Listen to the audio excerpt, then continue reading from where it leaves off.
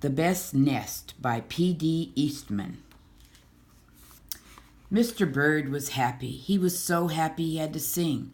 This was Mr. Bird's song.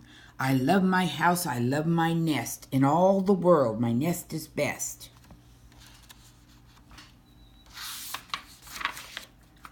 Then Mrs. Bird came out of the house.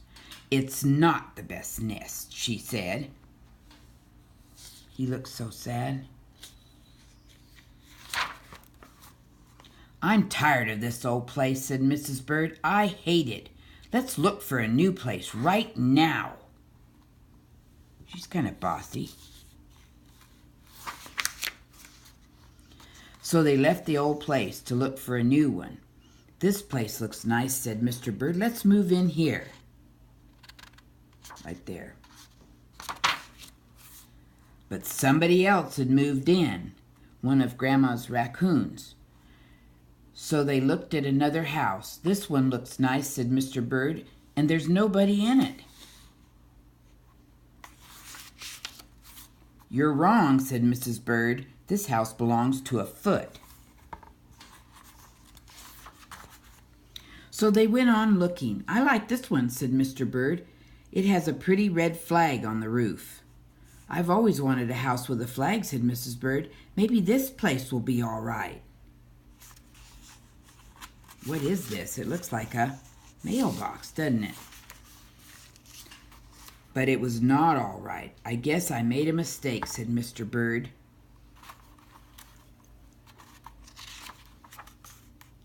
You make too many mistakes, said Mrs. Bird. I'm going to pick the next house. And here it is, right here, in the top of the church steeple.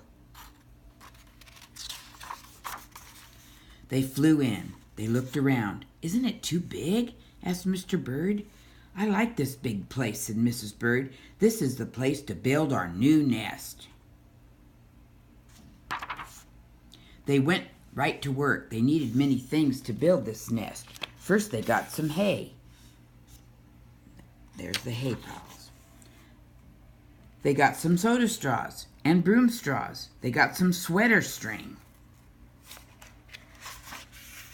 They got some stocking string and mattress stuffing. They got some horse hair. They got some man hair.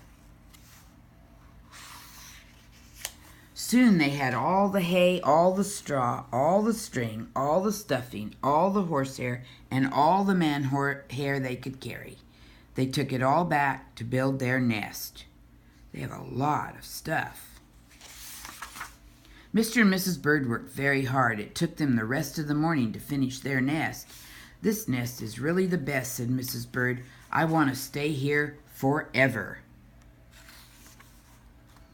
Mr. Bird was very happy, too. He flew up to the top of his house. He sang his song again. I love our house. I love our nest. In all the world, our nest is best. He was so busy singing, he didn't see Mr. Parker coming. Every day at 12 o'clock, Mr. Parker came to the church.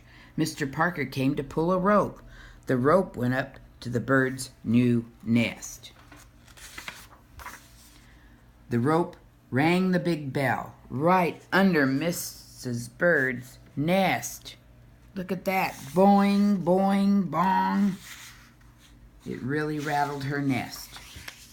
Mrs. Bird got out of there as fast as she could fly. Look at bong, bong, bong, bong. When Mr. Bird came in, all he could see was a mess of hay, string, stuffing, and horsehair, and man hair, and straws. Where was Mrs. Bird? I will look for her until I find her, said Mr. Bird. He looked high. He looked low. He looked everywhere for Mrs. Bird. He looked down into a chimney, but Mrs. Bird wasn't there. He looked into a water barrel, but Mrs. Bird wasn't there. It's good she wasn't there. She would have been drowned. Then he saw a big fat cat. There was a big smile on that fat cat's face. There were some pretty feathers, brown feathers near the fat cat's mouth. Mr. Bird began to cry. Oh dear, he cried. This big fat cat has eaten Mrs. Bird. Mr. Bird flew off. I'll never see Mrs. Bird again, he cried. It was getting dark. It began to rain. It rained harder and harder, and Mr. Bird could not see where he was going. And he's crying because he's sad, because he can't find Mrs. Bird, and he thinks that the big fat cat ate her. Crash! Mr. Bird bumped into something. Look at that. It was his old house, that old house that Mrs. Bird hated. I'll go inside, said Mr. Bird. I'll rest here until the rain stops. Mr. Bird went in, and there was Mrs. Bird, sitting there singing, I love my house, I love my nest, in all the world the nest is best. Mrs. Bird smiled. I used to hate it, she said, but a mother bird can change her mind, you see. There's no nest like an old nest for a brand new bird. And they have an egg here. They're going to have a baby bird. And when the egg popped open, the new bird thought so too. And he was very happy.